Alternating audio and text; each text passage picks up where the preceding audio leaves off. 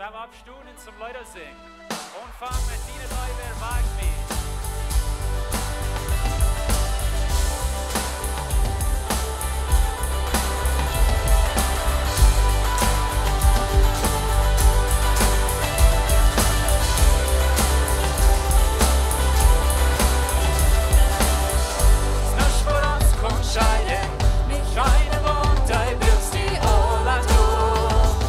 Du brukst det du, vill vås jag vågen.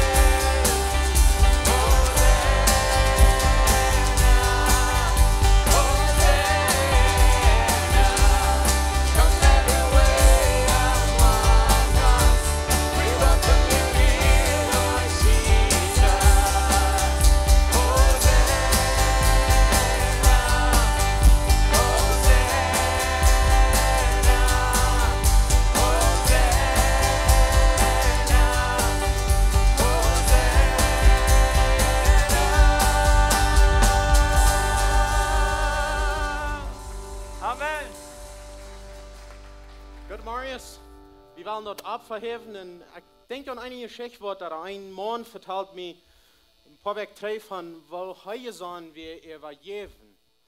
Er sagt, wenn ich nie einen neuen Truck kaufen will, dann denkt er so steht er. Wenn ich nie einen Truck fahren, dann kann Gott auch nie einen Truck fahren. So er selbst sich so viel Geld hat, dass er kann in den Kjoakj gehen und einen neuen Truck geben, so viel wird aus einem neuen Truck, dann fährt er sich einkaufen. Und ich will hier weg mit dit nicht sagen, dass wir nicht dort Prozent geben, was das wenn das ein Hüt. Aber was ich sagen will, die Anstellung, was er hat, du kannst wie von lernen. Wenn er weiß dort, wenn er Geld in Gott sein Rechnen tun, der dort regt länger, als sie nie ein Trag wird regen. Und das ist, was am wichtig ist. Gott, Dankeschön für uns Sehnen, Dankeschön, dass wir kennen, zusammen von die drei Jahren. Ich bete Gott, dass das Geld von der Wort in Sehen sein, in den Reck. Ich bete, dass jeder Jever wird sehen und dass den Reck wird vergratet werden. In Jesus' Namen.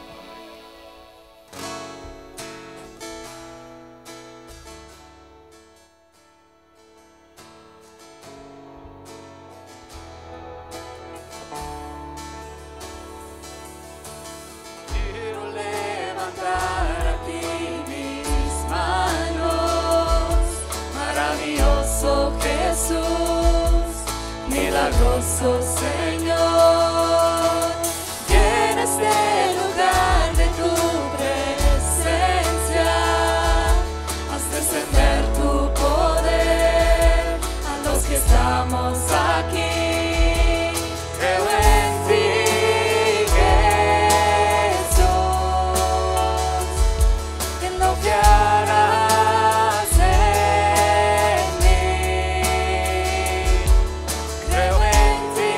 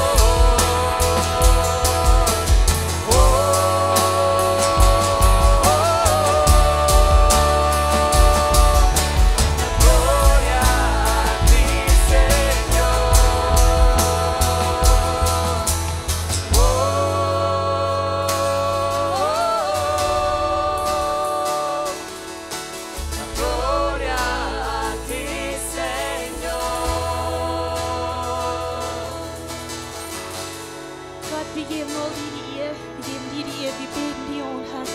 Wir sagen, du bist uns Herr, wir heben dir ab. Wir kommen vor dir, der Tag, was wir haben.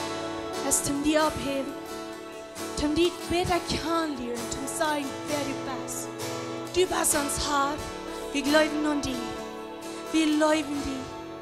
Wir wollen unser Leben zu dir geben von dir. Wir wollen die anerkennen, was und die sehr wenig. Gott, wir geben dir alle Ehre, wir geben dir alle Kredit. Und wir beten, dass du was schaffen. Lehre uns. Wir können so heute nie, dass wir die besser kennenlernen. Help uns, weiter weiterkommen in dich. Gott, wir beten um deine Gegenwart. Komm es rauf mit deiner Gegenwart. Und wir wollen dich kennenlernen, wir wollen die Gemeinschaft haben mit dir. Wir wollen dich anbeten. Und du sollst uns Herr sein. Wir anerkennen, du bist uns Herr Jesus. Du bist der, der sein Leben gegeben hat für uns. Wir anerkennen dort, Jesus.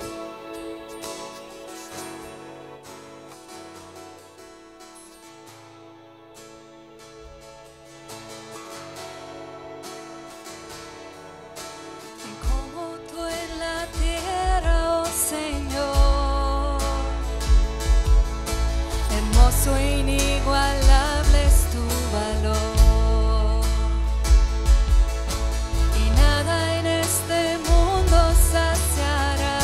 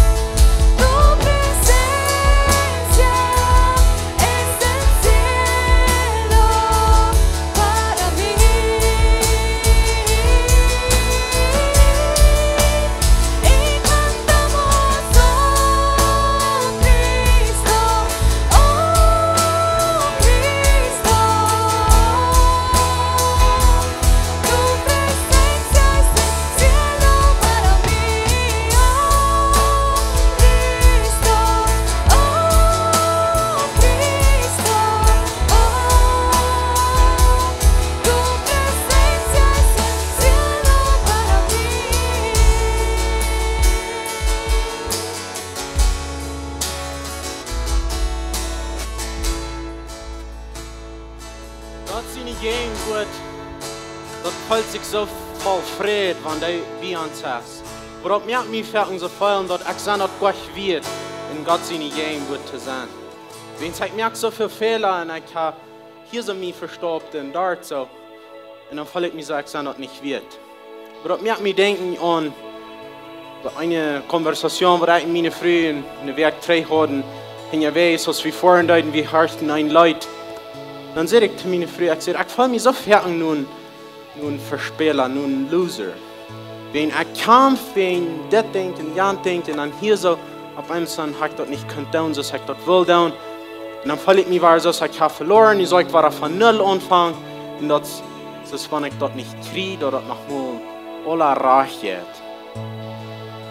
Und inzwischen sage ich zu meinen Frühen, bloß mit Gott seine Gehen wird fallen, sage ich sehe danach in Gewinner. Wenn ich mag hier und da ein Game verspielen, aber das letzte Game, das soll gewinnen. Gott checkt sein Sehen hier so ab wie ihr, und er starb und stand ab, und mit dort erst das Game gewonnen. Und wenn wir in uns letztes Game wollen sein, dann wird da auf einmal eine kleine Pause sein. Dann wollen wir sagen, wir werden mal ein bisschen ein Spieler tauschen. Und dann wird Jesus kommen und für uns spielen und dort wird sicher sein, dass wir wollen gewinnen. Wenn wir Jesus haben, dann sind wir Gewinner. Du hast das Ding, dass mir wenigstens, der Feind will mir dann immer sagen, guck mal, was du dort tust, und du tust, und hier tust. Und dann habe ich mich umgedreht, dann kicke ich nach hin und hinter mir ist das dies da. Für mich ist das Licht. Gott dachte, und den sein Licht wird nicht gut gehen, und da weiterfinden, und du wegen Prof mich immer an meine Vergangenheit zu erinnern. Und das schafft ich. Wenn dann, wo ich betrieb, dann fange ich mich an, nur einen Verspieler zu feiern. Für mich, wo ich gewinne. Was ich gelernt habe, und was mir über diese letzten paar Werke sehr geholfen hat, wenn der Feind mich kann sagen, was hinter mir ist, dann sage ich, Feind, lass mich die sagen, was für dich ist. Dann sage ich, du wirst mir erinnern, was hinter mir ist, ich will dir erinnern, was für dich ist. Und das fühlt sich irgendwie so, dass der Feind gleich nicht, wenn ich ihm erinnern, was für ihn ist. Dann von der und lach er fertig über mich, wenn ich mich verstorben bin, dann sagt er, guck mal, was du getan hast. Und lach über mich. Ein Tag, dann wo ich lach, dann muss sein. Und ich darf am erinnern, wo er dann wird sein. Und dort hat mich zum Gewinnen, das hat mich viel mehr geholfen. So, wenn du dort bist, dass du vielleicht viel an deine Vergangenheit denken lässt, und der Feind will dich dort erinnern, was hinter dir ist. Dann sagt er, nicht von der und denk wie nicht an, was für hinter mir ist, von der und denk wie was für mir ist Licht. Und du denkst, was für die ist dies da. Und der Feind wird das nicht gleichen. Und du wirst sicher an du Eva. Gott am Himmel, Dankeschön für deine Gnade über uns. Dankeschön für dein Sehen, ab diese ihr checken, dass heute für uns das Game gewonnen, dass wir leben können, dass für uns Licht ist, was niemals wird ausgehen. Gott, ich bete von dir und für jeder einer, was hier zu ist. Und wenn hier wer ist, wer du sagst, ich war immer erinnert an meine Vergangenheit. Und mich schämt dort, was ich getan habe. Gott, du hast für dort all gewonnen. Jesus hat gewonnen. Gott, und ich bete dort, wir wollen können, nur fern kicken, was für uns ist. Und wir wollen nicht abgeben mit kämpfen. Und wir wollen gewinnen. Gott, sieht mit jedem einen hier so ein Segen. Amen. Die dürfen den Stuhl sagen, sei ja willkommen hier so. Mir freut, dass die hier sind, wenn du hier von der und das erste Mal bist, aber du bist hier jeder Sonntag, du bist willkommen hier, voll die Tüß, so wenn du in den Haus bist. Wir haben Kjoakj hier so ohne Sied, wenn irgendwer von Jünden Kinder hat, was die nur noch will, du heimbringen, das von ganz kleine Babys bis ganz Jugend, das für jeden ein Wort, die dürfen dort nur noch tun. Wir wollen hier so ein paar Dinge übergehen, für was in der nächsten Zeit abkommen wird. Die 10. und 11. Juli ist eine Frühjahrskonferenz geplant in Campo 105 beim Kolonieshaus. Wenn hier zu uns von den Frühjahrs noch sehen, was sich nicht abgesigned haben, was durch zu haben wollen, gut nur den Informationstest, du kannst Jugendamt signing, dass sie weiten, für was sie sich gerade merken können. Der 22. Juli, dann ist hier in Kenia da, dort wird ein ganz interessanter Tag sein. Du wird Freitag sein, du wird Games sein, du werden Wutter Games sein, du werden some Sachen wachgegeben worden, du wird in Potluck fassbar sein. So, plunt alla kommt du han, bringt fassbar mit für ein kleines mehr, als was jene Familie ist, was die mitbringt. Und wir wollen einen schönen Tag haben, den Juli, der 22. Jugend, weil Jugend weiten das all. Für die Älteren, das bloß, dass die informiert sind, die Jugend wird über einen Monat nicht hier ohne Medwerks taub kommen. Die wollen den 11. Juli hier so das letzte Mal taub kommen. Dann wollen sie den 15. August frisch anfangen. Noch ein Ding für die Jugend, die Camp ab. Wenn du die noch nicht hast abgesigned, geh nur in den Bulletin, du kannst die sein, wo du die kannst absignen und fortdauern zu haben. Der 26. August planen wir in Tofas hier in Sotahan. Wenn du die Tofen looten wirst, geh nur die Kjoakj, nur den Informationstest, du kannst die absignen und dann wollen wir von dort so wieder gehen. Ganz kurz noch einmal denken haben, Lebenswasser kommen, wenn die was fehlt, oder du wirst du was heimbringen, nur die Kjoakj wird die kommen up sein, gut durch zu haben. Wir hatten feinen Sonntag eine sehr feine Botschaft, wo Pastor John anfangen wird. Er wird noch eine Botschaft von der und haben. Ich würde Frauen stut ab, begrüßen und einander. Pastor John kommt ab für die Botschaft.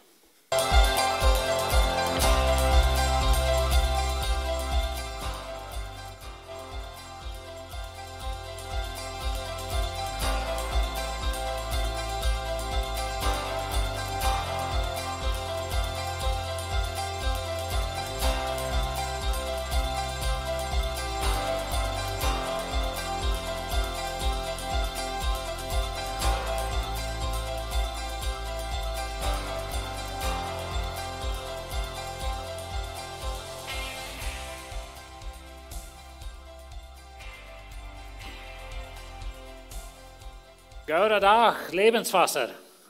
Es ist gut, dass ihr hier seid. Aber jetzt noch euch sein. Fühlt sich ein bisschen still von dir. Ich hoffe, Fernando habt ihr nicht angegrillt, aber. Bei was on Livestream sind, wir freuen uns, dass ihr uns watchen.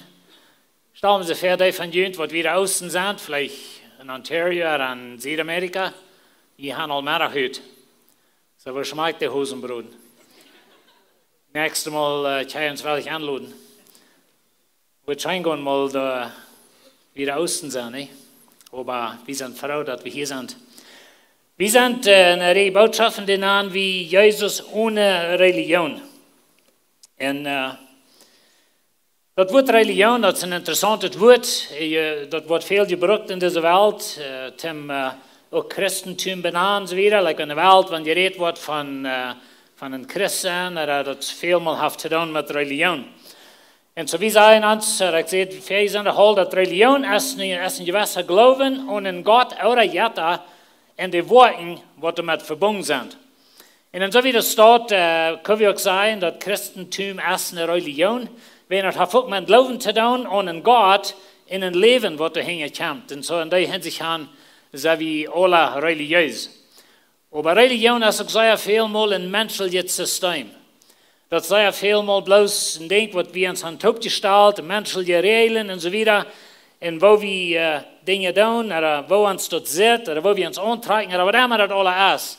Und so wir haben viel zu tun mit Religion. Wie wenn wir besonders, wenn wir in meinen Nietentum kommen, dann bist du in ein religiöses System abgewaschen. Und das ist nicht immer bloß alle negativ. Ich sehe in vielen Werken gute Dinge, die in Religion sind.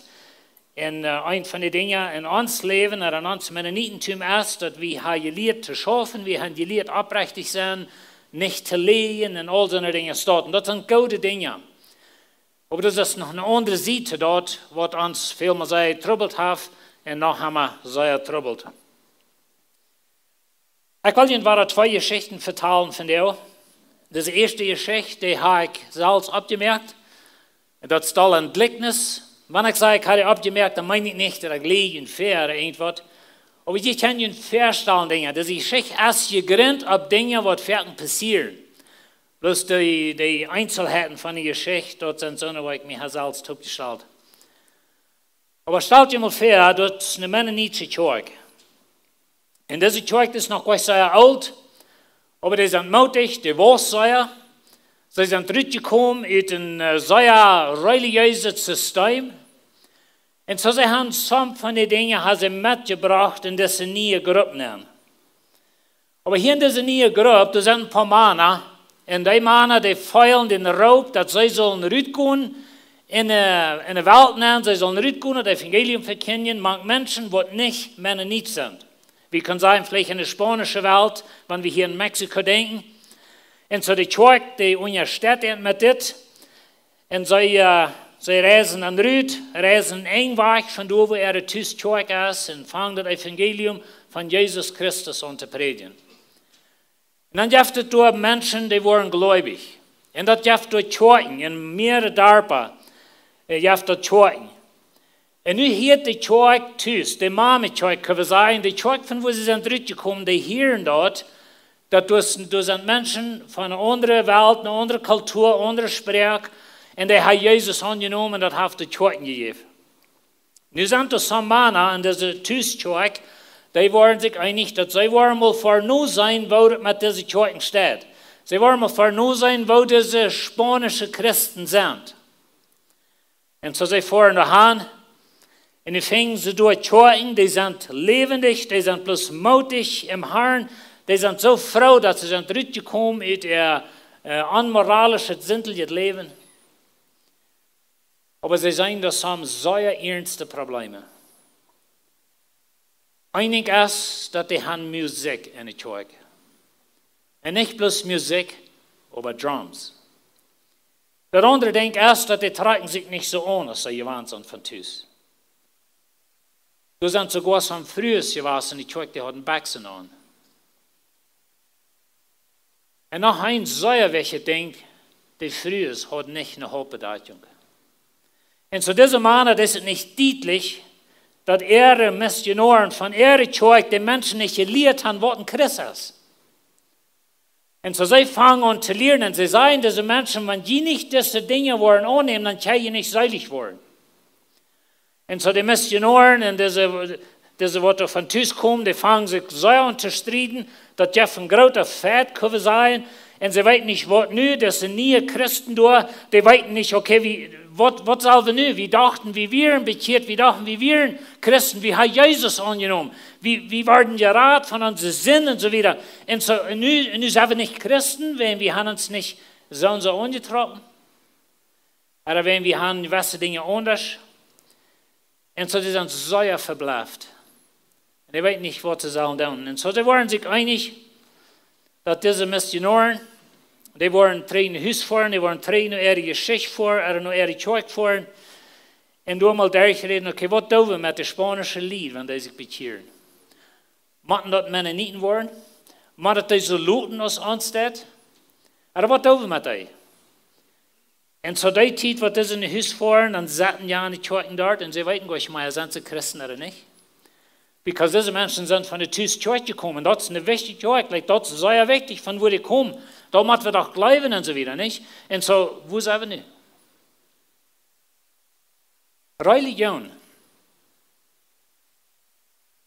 heißt Freiheit. Religion heißt dort, wenn Menschen einmal frei waren. Ich sage einmal, dass Gnade und Gesetz, die sind sich immer feindlich. Du kannst die beiden nicht taubstellen, wenn die sind sich feindlich. Aber wir können auch sagen, Jesus und Religion sind ab verschiedene enger Stock sozusagen. Und Jesus und Religion sind sich feindlich. Das ist vielleicht ein interessantes Wort, wenn ich sage, dass Jesus ist mit wem feindlich. Aber das ist es. Und wir wissen von Jesus die Geschichte. Ich verteile den Ferienweg, die Geschichte von wo Jesus in Blingermann heilen hat. Und die erste Erfahrung, was er nu hat, was er gesund ist, das ist, dass sie den ausschließen. Und so Jesus und Religion sind sich feindlich. Ich will Ihnen eine zweite Geschichte vertellen. Diese Geschichte ist so. Das ist eine wahre Geschichte. Diese Geschichte passiert ungefähr 2003. Dann gibt es eine Kjoakj in Jerusalem.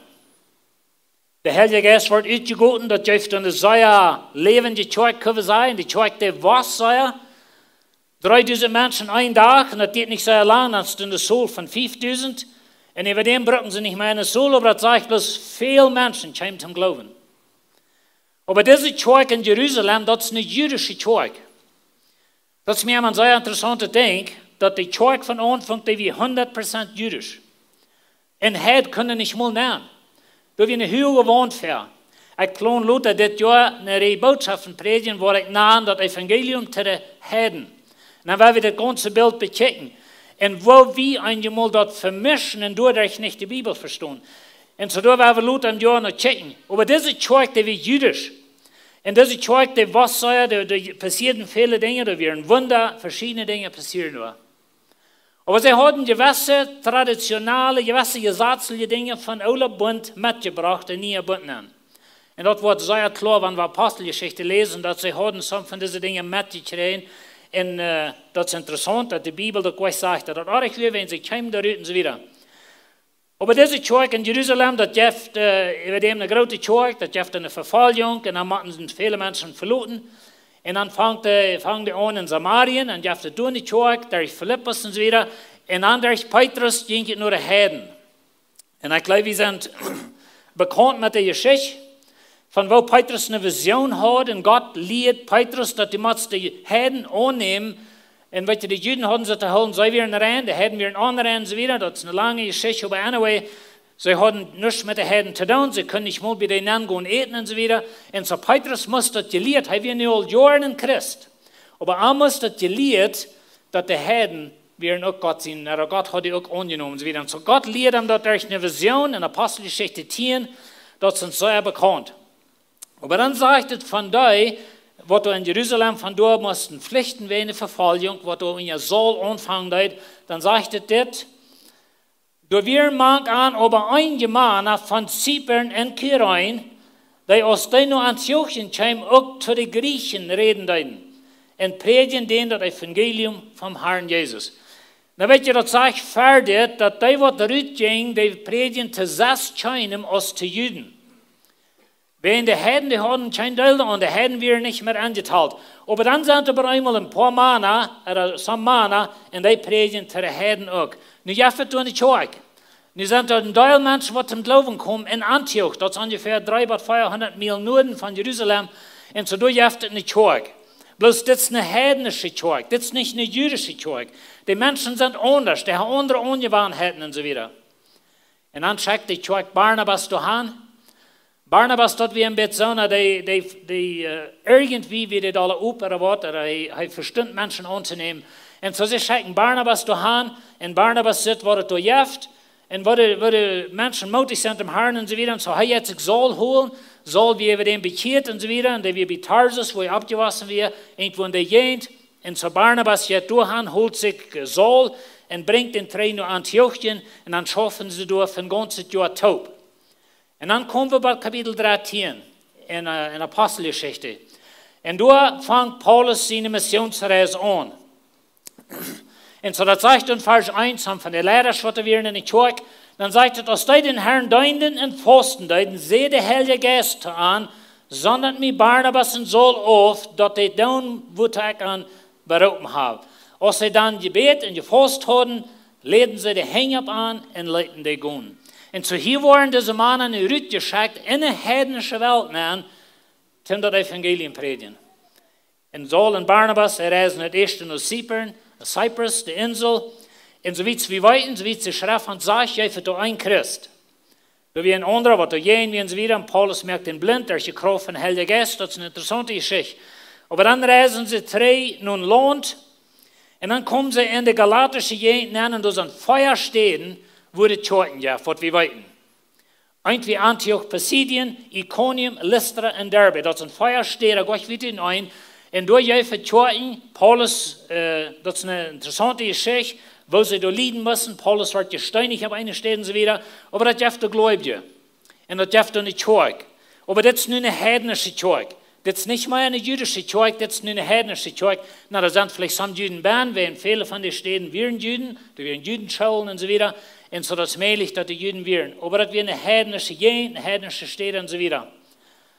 Und dann sagt er in Kapitel 14, Vers 23, und als sie in alle Gemeinden ältesters angestellt haben, und fast nebenan Gebet haben, befallen sie an den Herrn an, in den sie glaubten.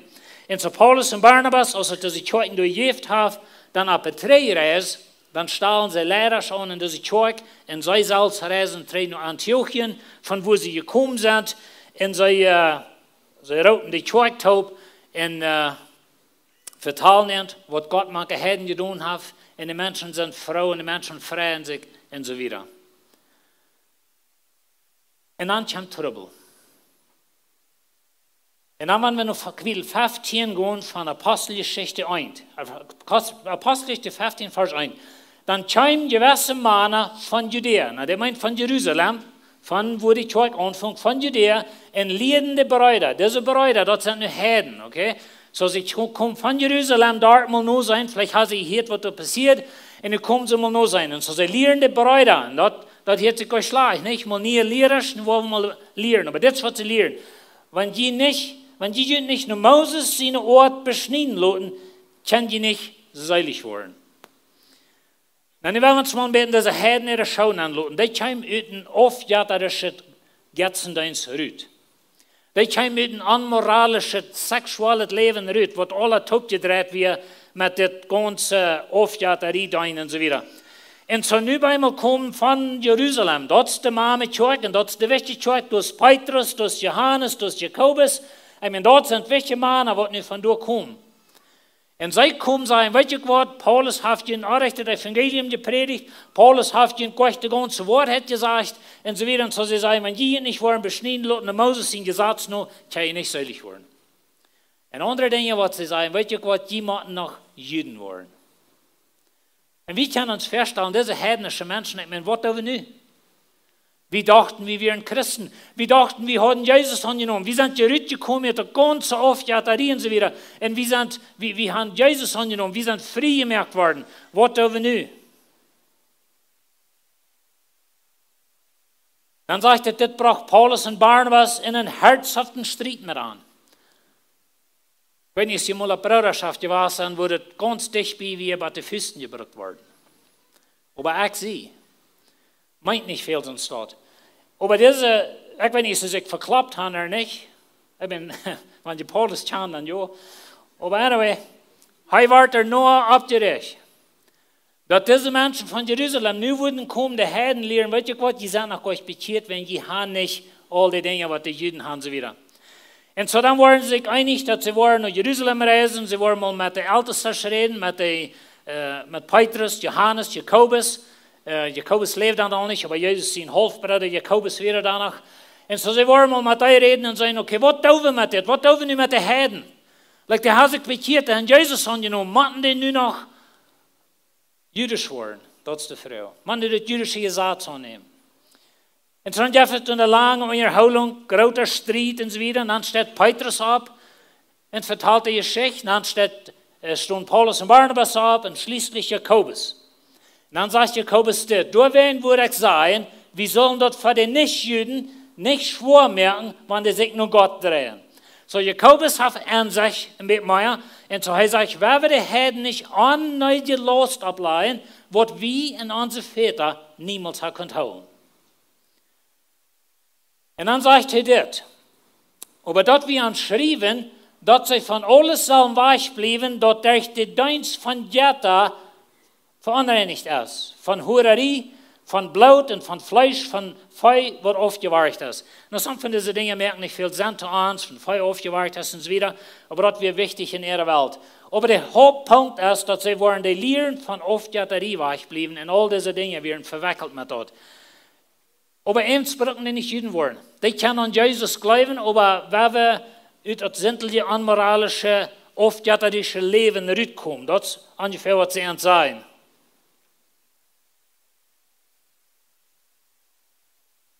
Wenn wir die Apostelgeschichte wieder lesen, Paulus hat seine zweite Missionsreise, like diese hier in Jerusalem, die schrieben dann einen Brief. En schicken nog som van de ene mannen met om dat bestoten. En dan schicken ze de twee naar de heidnische Kjoakj. En op de tweede missionsreis vingen we dat Paulus den brief met had, naar de Kjoakj doen ze weer. En de Kjoakj die zijn vrouw. Die zijn ze doch Christen. Aber, wenn wir Kjoakj-Geschichte wieder studieren, even wenn wir die Bibel wieder studieren, dann vingen we dat some van de mensen hadden dit nu opgecatcht en die werden er ongebangen en blijven er allemaal bij. En dat is hoe de Galaterbrief nennt. En zo Paulus schrijft een Galaterbrief. En zo ik wil je plus some van de dingen wijzen uit een Galaterbrief. Dat is een zeer interessante brief. Op een Galater 1 vers 6 zegt het, mij wundert dat je den zo schwind verloren hebben, dat je durch Jezus Christus zijn genade beroepen hebt. In een ander evangelium ongenomen hebben. En zo Paulus schrijft dus Galatische Kjoakj, hij zegt, mij wundert dat je Jezus zo schwind verloren in een ander evangelium aanneemt van een gezatzelijke denken en zo weer. En dat zijn eenmaal de trouble, waar we ben zijn. Religion valt het zeer zwaar in mensen dat evangelium predigen, ohne nog een ganze rij van menselijke zaken bieden. En zo hij zegt, mij wundert dat je zo schwind in dit ingeklept zijn. Dan zegt hij dat, du hast in Wirklichkeit kein anderes Evangelium, die worden verdreht en ongesmeerd van die Christus in Evangelium verdrehen. En zo deze Juden, wat er weer gekommen hadden en geleerd, dat zij moesten dat Gesetz Mose aannemen, die hadden het ongesmeerd en dat Evangelium verdreht. Nou, waar we een beetje aan dit woord ongesmeerd denken, waar we moeten zeggen dat du leefst, du best een Christen, du leefst, du like, met al die regelen, met al die gesetzen en kleding en wat immer we alle hebben, du leefst, du wirst dort ongenomen zijn en du kämpfst wat door en du wirst niet. Dat is een ongesmeerd. En dat is wat dit evangelium deed, wat deze jongens weer komen predigen. Dat smeert de lied aan, dat geeft een falsche leer, een falsche hoopning, en zo zij wengen van Jezus weg en zo weer. Paulus spreekt zeer strenge weer. Hij zegt, wanneer wie oder sogar een engel vom Himmel junt een ander evangelium, nou, dat is wat zij predigen, een ander evangelium, predigen zullen als dat wat wij junt gepredigt hebben, dem laat vervlucht zijn. Nou, dat is een beetje streng. Maar weet je waar je dan vloeg is op het evangelium? Wenn das keine Radung bin. Wenn du leist durch Worten, durch Kleidie, durch einzelne Dinge, oder wenn je nicht Musik haben, oder was immer das ist, wenn du leist durch dort seilig zu werden, und du hast Jesus gehen lassen, so zu sein für dort, dann muss es einfach sein, du bist ein Fluch. Because das Leid war von Jesus. Jesus sagt, ich zie de Wahrheit, ich zie de Wahrheit, ich zie das Leben. Und wenn wir dort zu sehen stellen von uns einen System, dann haben wir uns was angenommen, was ein Fluch an sich hat. Und so Paulus ist sehr stark über das. Jesus ist von Wort noch stärker über das. In Matthäus 23, 13. Weil jün Schriftgelehrten und Pharisäer, je Heuchler, je Schlüten, das Himmelreich tau für die Menschen. Je selbst kommen dann nicht näher und lassen die nicht näher, was sie wollen. Weißt du, was wir tun, wenn wir ein falsches Evangelium predigen? Dann schließen wir der Tau für Menschen, was sie näher wollen. Wenn ich daran denke, das schadet mich mehr, und zu denken, dass ich sie predige und dass ich das Wort predigen darf. Und das ist das letzte Ding, das verhält nicht mal auf meine Agenda, auf meine Schiff, dass ich will Menschen das Himmelreich schließen. Aber wenn ich irgendwo lehre, dass du mit so und so angetroffen sein, oder so und so eine Hoppedatchen, oder so und so eine Musik nicht, und so ein Ditten ja nicht, und dort nicht, als wirst nicht selig worden, dann kragt das, da ich dann. Wenn Jesus ist unsere Rettung, Jesus ist für die gestorben, er ist für die begraben, er ist für die abgestanden, er setzt mich vor an der rechten Hand, er kämpft wieder, und er steht dort an uns. Wenn wir bin vor sind, dann wollen wir wegen Jesus tun kennen. Nicht wegen unserer Kleidung, nicht wegen unserer Haar, nicht wegen unser Bord oder nicht Bord, oder was immer wir alle haben gehört in uns Mennonitentum, wo Menschen sind gesagt worden, wenn du dort hast, wirst du nicht selig worden. Weißt du, wenn wir dort predigen, wenn wir dort tun, dann haben ein Evangelium, dann schließen wir die für die Menschen tun, wenn wir dann von Jesus weglehren, nur ein menschliches System. Sehr, sehr ernstes Ding. Und so möchte nicht so ein Lehrer sein dort. Und möchte Gott uns beschützen, dass wir wollen die Wahrheit predigen. Jesus sagt in Vers 15, weil ihr Schriftgelehrten Pharisäer, je Heuchler, die je überlohnt und wuter reisen, ein Mensch zu den Juden glauben zu gewinnen. Und wenn das ist passiert ist, dann merkt ihr ein Halmchen von einem doppelt so säuer, als die Salz sind. Das ist ein bisschen streng, ist es nicht? Aber weet je wat lied? Wenn wir Menschen von Jesus weglehren, dann ist das krank, was wir tun. Und so wenn wir Menschen bekehren, dann Männer nicht glauben. Und dann Männer nicht Kleider tragen, oder was immer wir alle haben. Und wir wegen Menschen von Jesus weg. Und sie lehren nicht von Jesus, in der Lösung in Jesus. Aber sie haben alle Regeln von ihm gelehrt. Dann habe ich krank das getan. Und weet je, Schwester, das ist sehr ernst. Jesus ist die Wahrheit vor, Jesus ist unsere Lösung. Und wenn wir Menschen anders lehren, dann sind wir in großer Trouble. In Galater 3, Vers 1. O Galater, wo habt ihr so wenig Vernunft? Wer habt ihr bezaubert, dass ihr nicht die Wahrheit horchen? Jünt es Jesus Christus verjemmelt worden, dass ihr am Schier und Kreuz sein könnt. Und so Paulus sagt zu den Galater, Mensch, was ist mit jünt passiert? Was von der Zauberer ist hier vergegangen? Ich habe Jesus verjemmelt, aber die können in Schier und Kreuz sein. Wenn Paulus in Evangelium dreht sich um Jesus. Jesus sein Tod, sein Begrafnis, seine Auferstehung. Und nu wir das gekommen, hat uns das was gelehrt, und nu wir uns wachgewogen von den Wach. Er sagt wieder, das eine will ich doch von jünt weiten. Habt ihr den Geist gekriegt, dadurch, dass ihr das Gesetz hielten, oder durch die Predigt vom Glauben? Na weet je, ein Ding, was hier in das Vers sehr klar ist, dass sie Heiligen Geist. Und dann kann ich immer wieder sagen, dass ein wahre geborene Kind Gottes, das wahre geboren durch den Heiligen Geist. Wie hat den Heiligen Geist?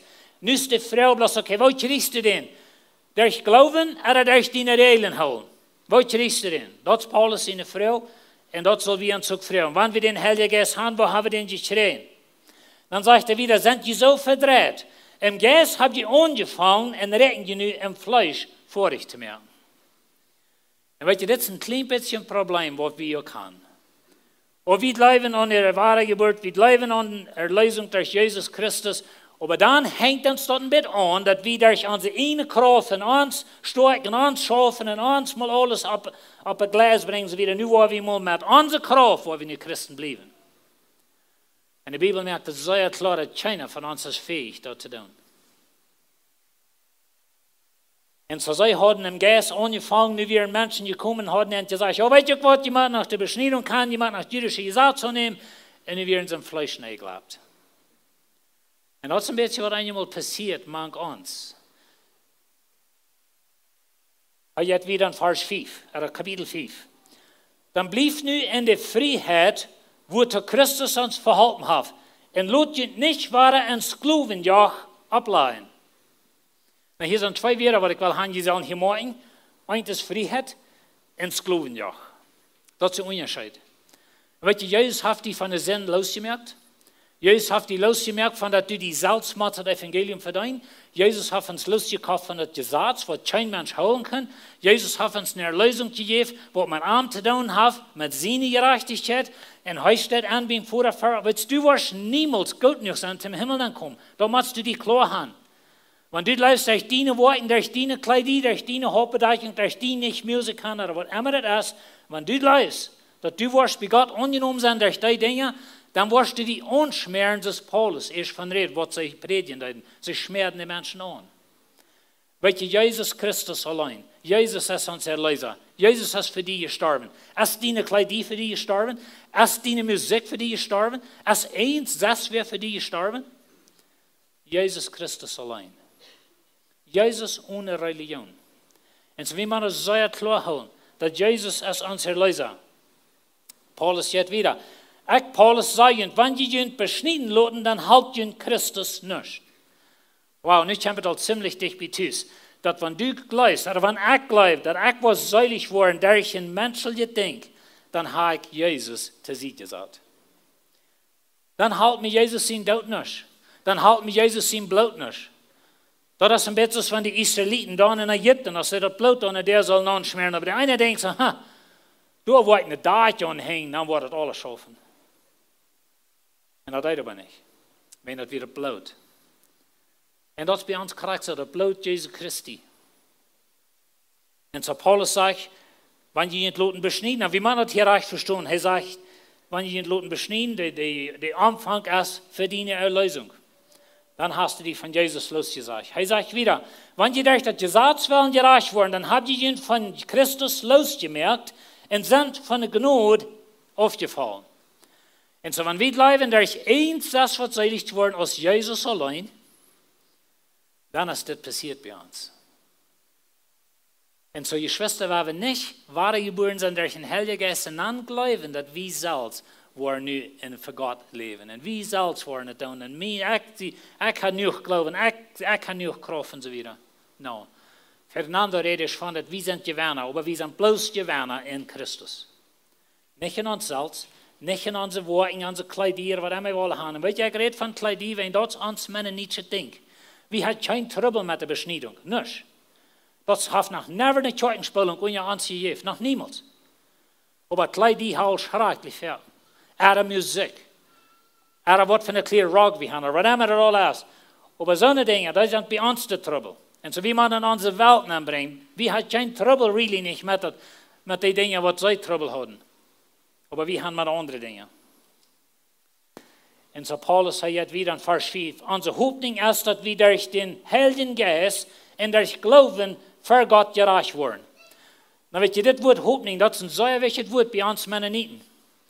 Ik wil mijn beste doen, mijn beste kleding aan en vielleicht wil ik nog een beetje lieden maken te laat en dan hoop ik daar aan te komen en ik word sterven. Dat zijn mensen niet zo geloven in lange dingen. Maar weet je wat lied? Dat soort hooping, dat is een dode hooping. Dat is op 16 gebied, op 10 woorden. En weet je wat? Du bist einer, wat het niet merkt. Du verspeelst immer. Deine Kraft reikt nog niet aan. En zo die hooping is immer dood. Weet je wat werkelijke hooping is? Werkelijke hooping is gebuurd op een verspreking, wat zo'n verspreking heeft, wat dat kan durchführen. In andere woorden, een hooping is op een God zijn verspreking, dat hij ons durch den Heiligen Geist en durch Glauben wat raden, dat heeft God verspreking, dat is onze hooping en God is de enige wat kan durchführen. En zo dat is een levende hooping, naam de Bibel dat. En zo deze mensen, wat Paulus hier ter schrift, hij deed ontwarnen. En hij zegt, dit is wat onze hooping op is. Onze hooping is niet op een besneding. Onze hooping is niet op een kleding. En al zijn dingen staat. Onze hooping is op Jezus alleen. En dan zegt hij weer, in vers 6. Bij Christus Jezus telt het niet in bed, of we besneden zijn oder niet. Hij verlangt geloven, dat durch God zijn zum Verschieden komt. Nou, groot zo hastig, 90 kijken hier de meeste van Paulus zich waar spreken deed. Wenn eerst zeggen, wanneer die besneden laat, dan hast du van Jezus losgezet. Nu zegt hij, wanneer was dan dat? Weet je wie man dat recht verstaan? Wanneer doe ik denk voor Erlösung, of wanneer doe ik denk, wenn ik dat wel doen, of wenn dat is wat we doen, zo weer. En zo, maar dat is veelmaal wo ons trouble neemt. Zo, wanneer we dingen doen, wenn we geloven, dat we worden door van Erlösung krijgen, dan hebben we ons van Jezus losgezet. En zo, wanneer du was, Musik haben, dann hab Musik. Die Erlösung ist du nicht bein. Wenn du die wirst sehr traditionell antreten, dann du hast nicht ein Ding mit euch, nicht. Aber die Erlösung ist du nicht bein. Und das wird die Trouble nennt. Dass wir haben eine schwere Zeit, einmal dort einzuteilen. Wanneer is het bloos een denk, wenn we hadden zo, of wanneer is dat een denk geworden, wat we brauchen voor de Erlösung. En ik wil je alle zeggen, wenn du in de Kjoakj hier is, wo je traditioneel aantragen, en je hebt je hoppedagje en zo weer, dat het niet bereiken. Maar had het zo klaar, dat dat niet in de Erlösung. Nou weet je, dat is een probleem bij voor Kjoakj, wenn ze moeten dat meest krijgen enforcen. Dat wordt enforcen, meint ze moeten dat bestoten, ja, dat bematen, dat de mensen dat brauchen. Wenn sie nicht doen, dan zijn ze in trouble en zo weer. En zo dan jaft dat lijst zijn, oh, dit is mijn Erlösung. Wanneer het vielleicht niet mal den, wat geleerd wordt, aber mensen voeten dat den we hebben. En zo dat is een van de problemen, wat we hebben in deze dagen aan ons Mennonitentum. En dat is een van de ursachen, waarin honderden en duizenden van onze mensen niet zekerheid hebben in Erlösung. Because ik weet niet ganz nee, was deze kleding wat theoretisch, oder die hoppedagje, oder dit beetje zeg, oder aus die muziek, oder dit niet doen, oder niet leven bij zijn ogen, wat immer dat al is. We hebben niemals 100% zekerheid, als het dan nu ook wat theoretisch. Und wenn wir nicht die Sicherheit haben, dann haben wir nicht Sicherheit in der Erlösung. Wenn wir nicht wirklich so noch gelehrt, dass es hat mit Jesus zu tun und mit seiner Gerechtigkeit, mit seinem Tod, mit seinem Blut, alles, was du kannst tun, ist du und leben. Und so heißt es, du hast ein Leben, was durch Leib zum Verschieden kommt. Weißt du, Schwester, du hast ein Leben. Und ich weiß, sie würden mich nicht auch verstehen. Ich meine nicht, dass, dann wollen sie meistens sagen, okay, wenn das dort ist, ich habe so Lebensverwahl. Das passiert der Paulus in der Zeit, das passiert noch immer. Aber weißt du, wenn du wahre geboren bist durch den Heiligen Geist, der Heilige Geist regiert dein Leben, Gott regiert dein Leben, dann lebst du so, als Gott lebt. Das ist so klar. Aber wenn wir das so klar haben, dass Jesus allein ist unsere Erlösung. Amen. Wir wollen Jesus bleiben. Wir wollen Jesus annehmen. Wir wollen arm von harten leben. Und wenn wir durch den Glauben ein Leben, was arm gefährlich ist. Nicht, wenn wir durch selig sind, aber wenn wir selig wollen, wenn wir selig sind. Du gehörst nicht zu Gott, du gehörst zu seinem Recht. Nu leven so, was zu Gott sein Recht gehören. Das ist wichtig in der Bibel. Das ist wichtig bei Gott. Aber weet je Gott, wenn wir nicht durch einüterliche Dinge bleiben, da wir durch selig werden. Weil wir Jesus bleiben. Wollt ihr abstehen?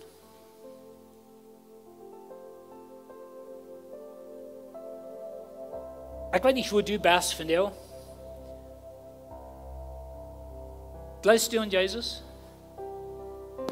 Kannst du sagen, in dein Hart, ich glaube an Jesus. Sein Tod, sein Begraben, seine Auferstehung, das hat für mich getan und ich vertraue. Weißt du, was wirklich Glauben meint? Da meint du vertrauensarm.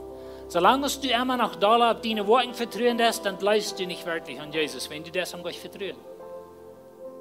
Radender Glaube meint, ich vertraue, was Jesus hat getan, was mich taugen. Und so das hat für mich nie gemerkt. Er hat mir den Heiligen Geist gegeben. Ich sehe nie ein Mensch geworden. Himmlischer Vater, du weißt, wo unsere Horten sind. Du weißt, was wirklich in uns ist, durch was wir bleiben, wir wollen selig werden. Und wir wollen alle selig werden. Wir wollen alle bei dir sein. Und ich bete, dass wir das klar halten. Dass wir nicht so schrecklich näher würden sein über unsere üterlichen Dinge. Und Krieg, wo wir angetroffen sind, oder wo unsere Haare sind, oder wo all die Dinge. Aber dass wir würden an Jesus bleiben, wirklich von uns Hort und uns Luten von Heiligen Geist leiden. Herr, wir können uns nicht verstehen, wo viel wir würden für die tun können, wenn wir durch das ganze Valley, wo die Mennoniten wohnen, wenn wir einmal dort ganz klar haben, dass in Jesus Christus. Und dort werden wir wieder drehen. Herr, wir können diese Welt umdrehen. Aber Herr, uns spolen all diese üterlichen Dinge. All diese Dinge, wo wir uns haben verloren. Menschliche Regeln, menschliche Dinge. Und ich bete, dass du mich wirst beschützen. Für nicht in einer Antwort hat predigen. Dass wir wollen wirklich an Jesus glauben und arm allein aus unserer Leise haben. Herr, ich bete, wenn irgendwer hier ist, was die nicht kennt. Ich freue, dass der Heilige Geist nu kriegt, was an dort hat schaffen. Dass die Person sich was die Hand gibt.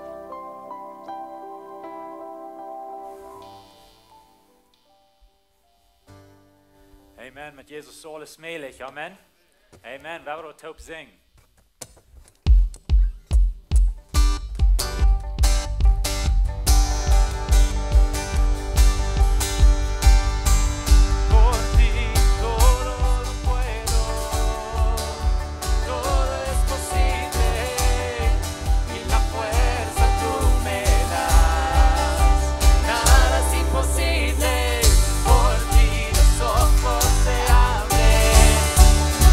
Apenas son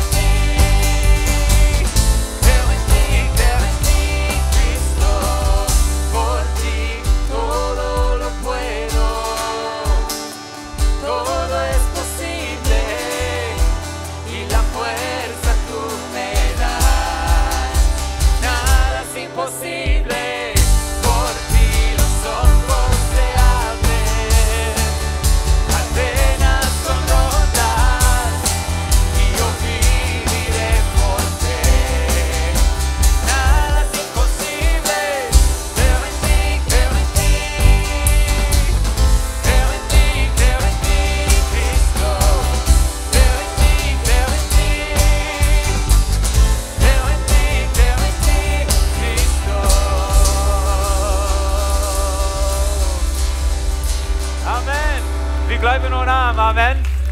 Amen. Gott segnet diese Werk gut ruht in der Freiheit in Christus. Wenn du irgendwas wo wir gleich ein Gebet zur Hand kommt, trägt, wir wollen wellig mit dir beten. Gott segnet und hat eine gute Werk.